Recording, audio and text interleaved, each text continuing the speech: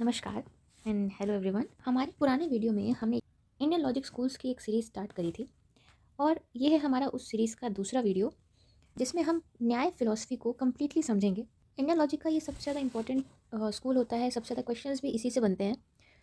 और अगर मैं आपसे कहूँ कि ऑलमोस्ट इसका ओवरव्यू हम पुराने वीडियोज़ में ले चुके हैं, बट इस वीडियो में हम उसको थोड़ा और डिटेल में जाके समझेंगे ताकि हम आगे की सीरीज़ को एक कनेक्टिंग वे में कंप्लीट कर पाएँ। तो सो लेट्स स्टार्ट।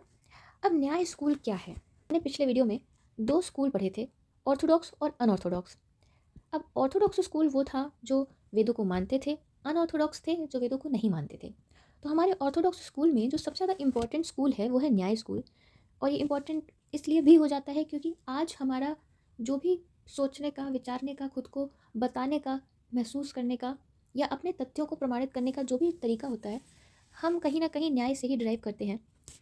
बहुत ही इजी टॉपिक है लेकिन पढ़ने में थोड़ा डिफ़िकल्ट लगता है, तो let's make it very easier. अब जो हमारा न्याय स्कूल है उसके फाउंडर हैं ऋषि गौतम।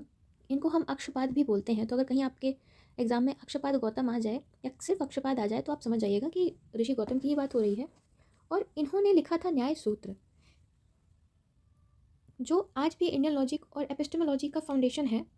क्योंकि कहीं ना कहीं किस तरीके से सही ज्ञान मिलेगा या उसके साधन क्या होंगे, उसके तरीके क्या होंगे, वो सब कुछ हमको न्याय सूत्र से पता चलता है। अब मीन्स ऑफ वैलिड नॉलेज क्या है, किस तरीके से हमको ज्ञान मिलता है, तो उसके लिए हमारे पास चार मेन तरीके हैं, जो कि है perception, inference, verbal testimony, comparison और रही बात पोस्टुलेशन और नॉन परसेप्शन की, तो ये हमारे एक्सटेंडेड मीन्स में आ जाते हैं। मेनली हम इन चार मीन्स को ही मानते हैं जिनके बेसिस पे पूरा का पूरा इंडियन लॉजिक स्कूल चलता है।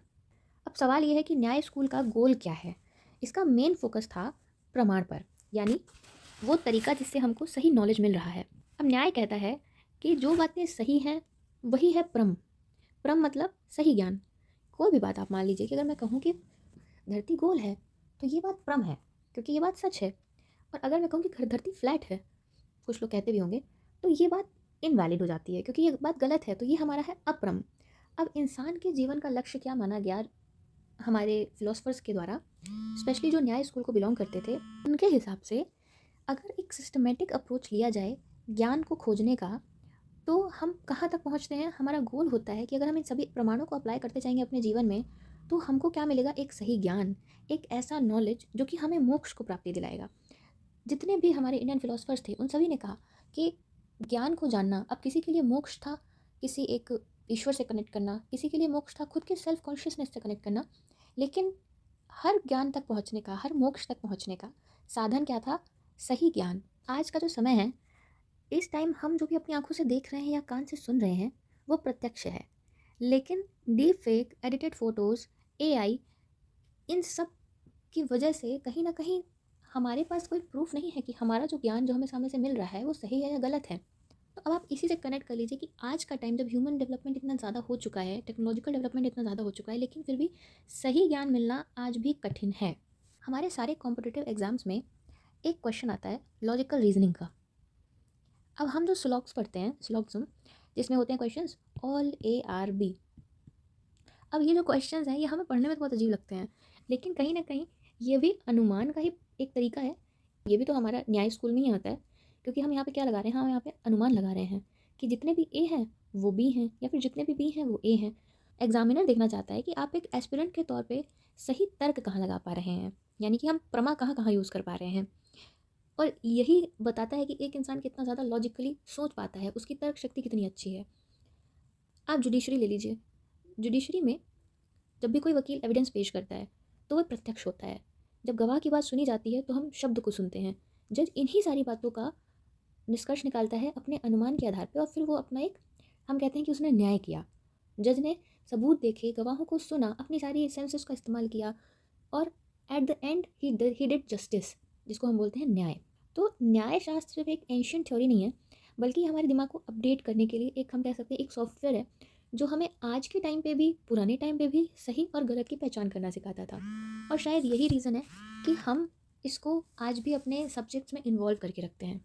जो हमारी फर्स्ट इमेज है इसमें आप देख सकते हैं, इसमें लिखा हुआ है प्रत्यक्ष। प्रत्यक्ष क्या, ये होता है हमारा डायरेक्ट सेंसरी एक्सपीरियंस, यानी जो हमने अपनी आँखों से देखा है, जैसे अभी आप इस वीडियो को देख रहे हैं, ये आपके लिए एक प्रत्यक्ष प्रमाण है। उसके बाद आता है अनुमान, जिस इन्फरेंस होता है जब हम अपना लॉजिक लगाते हैं। जैसे दूर आपने किसी पहाड़ पे धुआं देखा, जैसे आप इस इमेज पे देख पा रहे हैं, और आपने कहा कि यहाँ पे आग लगी हुई है। इसी के अंदर आता है हेतु और व्याप्ति, ये सब हम नेक्स्ट वीडियो में पढ़ेंगे, जिसमें हम सिर्फ अनुमान को डिस्कस करेंगे। अब अनुमान लगाया हमने कि पहाड़ पे धुआं देख के कि वो आग लगी हुई है वहाँ पे। उसके बाद आया उपमान। अब उपमान होता है, जैसे हम एनालॉजी भी बोलते हैं। अब इसको हम एक वाइल्ड काउ, जिसको हम नील गाय बोलते हैं, उस एग्जाम्पल से समझते हैं। मान लीजिए आपको पता है कि एक गाय है जो जंगलों में मिलती है, और वो पूरी की पूरी हमारी पालतू गाय जैसी दिखती है। अब आप जंगल गए, आपने वहाँ पे एक जानवर देखा जो काफ़ी हद तक गाय जैसा था, तो आपने अपनी पुरानी नॉलेज से कंपेयर किया कि ये वही नील गाय है जो गाय जैसी दिखती है। तो यहाँ पे हमने ज्ञान कैसे मिला, उसको उसके जैसा समझ के, कंपेयर करके। ए इज़ लाइक बी, तो जब आप बी को देखेंगे तो हमको याद आ जाएगी ए की, कि ये ए जैसा है, तो मतलब कि यही बी है। हमें ज्ञान मिला बी के बारे में। फिर हमारा आता है वर्बल टेस्टिमनी, जिसको हम शब्द प्रमाण बोलते हैं। जैसे कोई भी बात है जिसको हम ट्रस्ट करते हैं या हम मानते हैं कि ऐसा क्यों होता आ रहा है, हमारे यहाँ कहा जाता है कि ये तो हमारे पूर्वजों ने सिखाया है, ये हमारे यहाँ का के संस्कारों में है, और हमारे 16 संस्कार वेदों में वर्णित हैं। तो वो क्या होगा, वो हमारे लिए शब्द प्रमाण हो जाता है। तो ये 4 तरीके हैं जिनसे हम कहाँ तक पहुँचे, सही ज्ञान तक पहुँचे। सो बेसिकली वही चीज़ें जो हमने पिछले चार्ट में देखी, डायरेक्ट सेंसरी एक्सपीरियंस प्रत्यक्ष में करते हैं। यहाँ पे हम चीज़ों को समझते हैं उनको देख के, सुन के, या उनको टच करके। उसके बाद आता है अनुमान, जब हम नॉलेज को ड्राइव करते हैं। मैंने धुआं देखा और मैंने उससे ड्राइव किया एक चीज़ कि वहाँ पे आग लगी होगी। सो बेसिकली ये था हमारा इन्फरेंस। उसके बाद आता है कंपैरिजन, यानी उपमान। यहाँ पे हम किसी पुरानी चीज़ से नई चीज़ का कंपेयर करके उसके बारे में समझते हैं, जैसे हमारी नील गाय और पालतू गाय का एग्जाम्पल था। फिर हमारा फोर्थ था हमारे सोर्सेज या फिर ट्रस्ट वर्दी एक्सपर्ट्स। हमारे ऋषि मुनियों ने क्या कहा, हमारे वेदों में क्या लिखा है, रामायण में क्या लिखा है। ये थे हमारे न्याय स्कूल के 4 पिलर।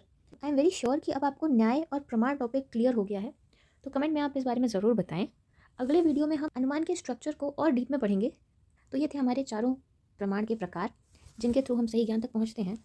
अब अगर मैं आपको कहूँ, आप एक पॉज लीजिए, मतलब आपको क्या करना है, आपको एक पॉज लेना है। पॉज, तो ये हमारी एक निमोनिक्स भी है, प्रत्यक्ष, अनुमान, उपमान और शब्द। तो now I am very sure कि इस पूरे वीडियो में एग्जाम्पल और अब इस प्यारी सी निमोनिक्स के बाद आपको ये टॉपिक कंठस्थ हो चुका होगा। इसी तरह नेक्स्ट वीडियो में हम अनुमान को डिस्कस करेंगे। अब आपके लिए एक छोटा सा होमवर्क है।